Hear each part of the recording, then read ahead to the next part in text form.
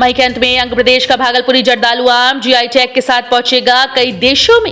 Export category में हुआ जर्दालू आम का भी रजिस्ट्रेशन 27 किसानों को किया गया चयनित।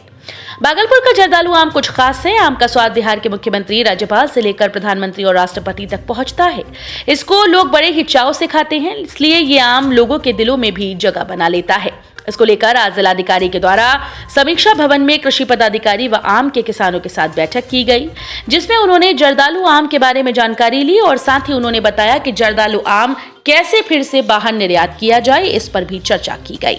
उन्होंने कृषि पदाधिकारी को दिशा निर्देश दिए कि सभी बागान में जाकर निरीक्षण करें और आम में लगी बीमारियों के बारे में किसानों को बताएं और उसका उपचार भी करवाएं ताकि आम की फसल और भी बेहतर हो सके।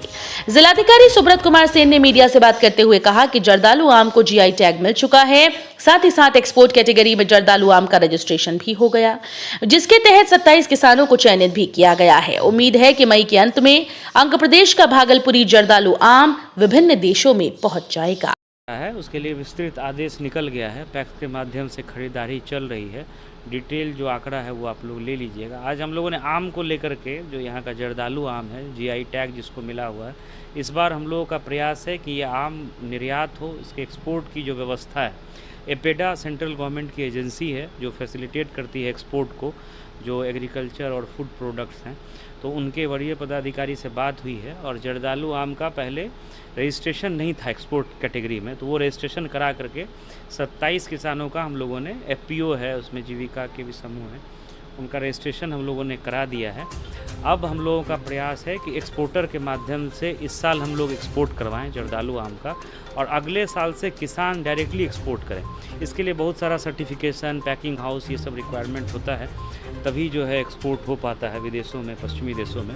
वो प्रक्रिया हम लोगों का है कि अगले 1 महीने में पूरी करके मई अंत में हम लोग जर्दालू आम को विभिन्न देशों में पहुंचाएंगे, ऐसा प्रयास है। ये हम लोगों की तैयारी चल रही है। जिलाधिकारी महोदय की अध्यक्षता में जर्दालू आम उत्पादक किसानों की बैठक हुई थी, परिचर्चा आयोजित की गई, जिसमें कैसे जर्दालू आम का निर्यात देश से बाहर निर्यात हो सके, इसी पर परिचर्चा आयोजित की गई है। इसके लिए अभी तक आपको जानकारी में दे दूँ कि 27 किसानों का एपिडा में रजिस्ट्रेशन हो चुका है। अब रजिस्ट्रेशन और किसानों का जियो टैगिंग के माध्यम से हो रहा है, इसलिए थोड़ा 1 सप्ताह का समय लगेगा। उसके बाद है कि हम लोगों को उनके बागान में जाके फोर्टनाइटली विजिट करना है कि कहीं इंसेक्ट पेस्ट का इन्फेस्टेशन तो नहीं हो गया है। उनको दवा बताना है कि कौन सी दवा कितने पानी में घोलकर करना है, और फिर तुराई के समय में क्या सावधानी बरतेंगे, फल तोड़ने के बाद क्या सावधानी बरतेंगे, फिर पैकिंग कैसे होगा, इस पर विस्तार से चर्चा हुई है। और जिलाधिकारी महोदय के द्वारा जो हम लोगों को कृषि विभाग के पदाधिकारियों को टास्क दिया गया है, हम लोग कोशिश कर रहे हैं कि उस टास्क को पूरा करते हुए इस साल अपने भागलपुर के मेहनती किसानों के बल पर और उन्हीं के द्वारा उपजाया हुआ जर्दालू आम हम लोग निर्यात कर सकेंगे, ऐसी हम लोगों को आशा है। साइकिल एसोसिएशन ऑफ बिहार और इंडियन ऑयल के तत्वावधान में स्नातकोत्तर गांधी विचार विभाग में हुआ साइकिल रैली का आयोजन। साइकिल चलाएं, ईंधन बचाएं व पर्यावरण को सुरक्षित रखें के विषयों पर आज साइकिल रैली का आयोजन किया गया। स्नातकोत्तर गांधी विचार विभाग तिलका मांझी भागलपुर विश्वविद्यालय में सक्षम साइक्लोथो के बैनर तले स्वास्थ्य, पर्यावरण और ईंधन संरक्षण के लिए ये पहल की गई, जिसमें सैकड़ों छात्रों ने बढ़ चढ़कर हिस्सा लिया। ये रैली गांधी विचार विभाग से निकालकर विश्वविद्यालय गई। जिन बच्चों ने साइकिल रैली में हिस्सा लिया था, उन्हें प्रथम, द्वितीय और तृतीय स्थान प्राप्त होने पर आयोजकों के द्वारा पुरस्कृत भी किया गया। इस कार्यक्रम का मुख्य उद्देश्य था पर्यावरण संरक्षण एवं ईंधन बचाने के लिए साइकिल चलाकर लोगों को जागरूक करना।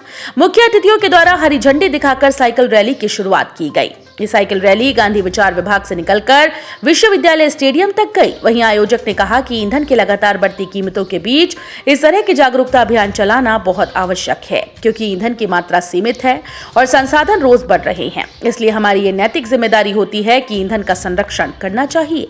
कार्यक्रम में साइकिल एसोसिएशन ऑफ बिहार के सचिव कौशल किशोर सिंह, गांधीयन विचार विभाग के शोध छात्र रोशन सिंह, गांधी विचार विभाग के विभागाध्यक्ष विजय कुमार के अलावा सैकड़ों लोग मौजूद थे। सभी लोग इंडियन ऑयल और साइकिल एसोसिएशन ऑफ बिहार के तत्वाधान में साइकिल रेस प्रतियोगिता का जो कार्यक्रम चला है, हर साल ये चलता है, जिसके तहत अभी हम लोग हरी झंडी दिखाकर बच्चों को रवाना किए और इसमें से जो भी प्रतिभागी हुए उसे प्रथम, द्वितीय और तृतीय पुरस्कार भी दिए। और कार्यक्रम के बाद हम लोग यही संदेश दिए कि जो साइकिल चलाकर लोग निकले हैं, यह सिर्फ साइकिल नहीं चलाए, यह प्रकृति की रक्षा के लिए एक संदेश दिए। प्रकृति रहेगी तभी हम सुसंस्कृत रहेंगे और हम जीवित रहेंगे। प्रकृति नहीं तो हम कुछ नहीं। आज जो देख रहे हैं टेम्परेचर भागलपुर का 42 डिग्री जा रहा है। यदि हम लोग प्रदूषण से बचाव नहीं किए, आने वाले पीढ़ी को और भी गर्मी झेलना पड़ेगा और भी प्रदूषित वातावरण में जीना पड़ेगा। इसलिए आज इंडियन ऑयल और Bihar cycle association of Bihar के तत्वाधान में स्नातकोत्तर गांधी विचार विभाग से यह रैली निकाली गई और इसके माध्यम से सभी को संदेश दिया गया। रोशन सिंह, शोध छात्र, गांधीयन थाउट, भागलपुर। ये सक्षम के संयुक्त तत्वाधान में आयोजित की जा रही साइकिल रैली, आओ साइकिल चलाएं, मेन उद्देश्य है साइकिल को प्रमोट करना, जिससे कि जो है ईंधन का खपत कम हो, प्रदूषण कम फैले। ये हर एक साल जो है सक्षम द्वारा हर एक राज्य के हर एक शहर में आयोजित की जाती है। इसका उद्देश्य क्या है? साइकिल चलाइए, पर्यावरण बचाइए। मुख्य उद्देश्य साइकिल चलाइए, पर्यावरण बचाइए। कौशल किशोर सिंह, सचिव, साइकिलिंग एसोसिएशन। पूरे सूबे में गर्मियों का कहर चरम सीमा पर। बेजुबान पक्षियों की प्यास बुझाने के लिए कुछ युवाओं ने कई जगह के मटके में पानी की व्यवस्था।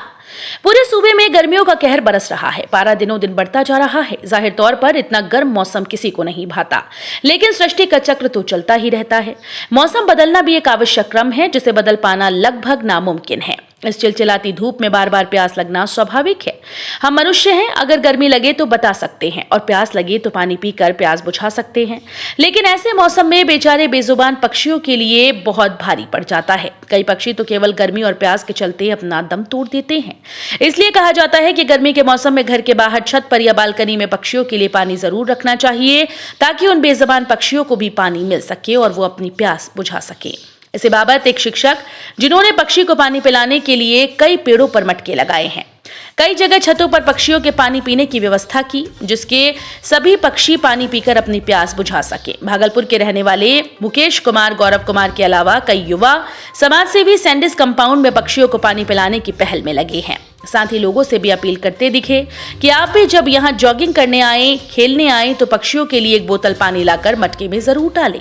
उन युवाओं ने प्रशासन से भी पक्षियों के पानी को लेकर व्यवस्था करने की बात कही। आप लोग सैंडिस आकर मटका लगाने का काम करते हैं, उद्देश्य क्या है?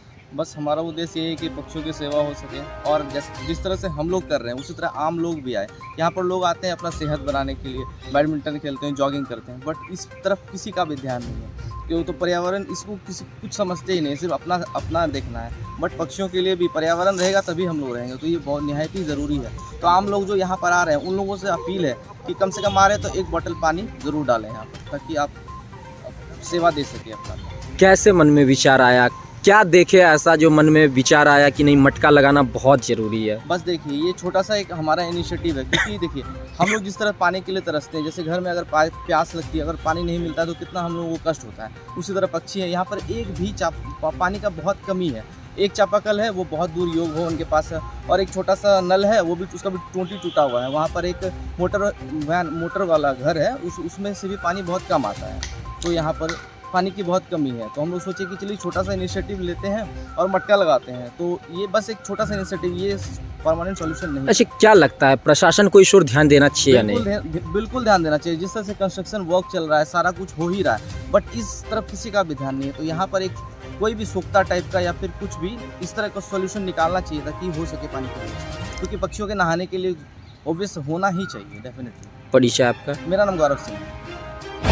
जिलाधिकारी ने कहा, स्कूल में जो भी दोषी पाए जाएंगे उन पर होगी कड़ी कार्रवाई। बच्चों की उपस्थिति, स्मार्ट क्लास और मध्याह्न भोजन की गुणवत्ता के विकास पर की गई वार्ता। जिलाधिकारी सुब्रत कुमार सेन ने समीक्षा भवन में शिक्षा की गुणवत्ता पर बैठक कर अधिकारियों को कई निर्देश दिए। इस बैठक में जिलाधिकारी ने कहा कि कोरोना के कारण 2 वर्षों से बच्चे विद्यालय नियमित रूप से नहीं जा सके, जिसके चलते पठन पाठन का कार्य काफी बाधित हुआ। साथ ही विद्यालय के कई पहलुओं पर गिरावट आई, जिसमें शिक्षा की गुणवत्ता के विकास पर विचार किया गया। उसके बाद जितने भी जगह स्मार्ट क्लास बोर्ड दिए गए, उस पर भी विशेष पहल करते हुए पढ़ाई कराए जाने का निर्देश देते हुए जिलाधिकारी ने उपस्थिति पर जोर देने की बात कही, जिससे बच्चों की शिक्षा में विकास हो। साथ ही उन्होंने कहा, मध्याह्न भोजन की क्वालिटी में कई जगहों से शिकायत आती है, उसे दुरुस्त करने पर बल दिया। जिलाधिकारी ने कहा कि जहां भी गुणवत्तापूर्ण खाना नहीं बन पाएगा वहां के अधिकारियों को दंडित किया जाएगा। मीडिया से बात करते हुए जिलाधिकारी ने कहा कि बच्चों को मिड डे मील में खाना अच्छे से अच्छा मिले, जिससे वो तन और मन दोनों से स्वस्थ रहकर पढ़ाई कर सके और अपने राष्ट्र का उज्जवल भविष्य तैयार हो सके। साथ ही उन्होंने कहा कि जो स्कूल अच्छा करेंगे उन्हें पुरस्कृत किया जाएगा और जो सही नहीं पाए जाएंगे उन्हें सुधारने की कवायद की जाएगी। इस बैठक में शिक्षा पदाधिकारी, डीडीसी के अलावा दर्जनों अधिकारी उपस्थित थे। विभाग के साथ बैठक की गई। शिक्षा विभाग की आज विस्तृत समीक्षा हुई है। 2-3 बिंदुओं पर खास हम लोगों ने ध्यान देने के लिए बोला है, क्योंकि कोविड के कारण स्कूलों की स्थिति अच्छी नहीं रही है। स्कूल भी बंद रहे हैं, बच्चे भी पर्याप्त संख्या में स्कूल में नहीं पहुंच पाए थे। तो एक तो उपस्थिति सुनिश्चित कराने के लिए स्कूलों में शिक्षकों की एवं बच्चों की, दूसरा जो स्मार्ट क्लास है वो संचालित हो अच्छे से, ताकि बच्चों को क्वालिटी एजुकेशन मिल सके। तीसरा है कि जो MDM का खाना होता है वो क्वालिटी खाना बच्चों को समय से मिल पाए, और किसी भी कारण से वो MDM का जो मील है वो बंद नहीं होना चाहिए। अगर वो बंद होगा तो उसमें हम लोग कड़ी कार्रवाई, जो इसके लिए रिस्पॉन्सिबल कर्मी हैं, पदाधिकारी हैं, वो उन पर हम लोग करेंगे। तो और कुछ जो विषय हैं वो है क्वालिटी इम्प्रूवमेंट को लेकर के। कुछ स्कूलों को हम लोग टारगेट करने जा रहे हैं हर एक महीने में, कुछ अच्छे स्कूल जिनको सेंटर ऑफ एक्सीलेंस की तरफ बनाया जाए, और कुछ खराब प्रदर्शन जिन स्कूलों का रहा है उनमें कैसे हम लोग सुधार करें। इसके लिए एक इंटरेक्शन की व्यवस्था विभिन्न प्रधानाचार्यों की हम लोगों के साथ, ये व्यवस्था हम लोग अगले महीने से शुरू करने जा रहे हैं।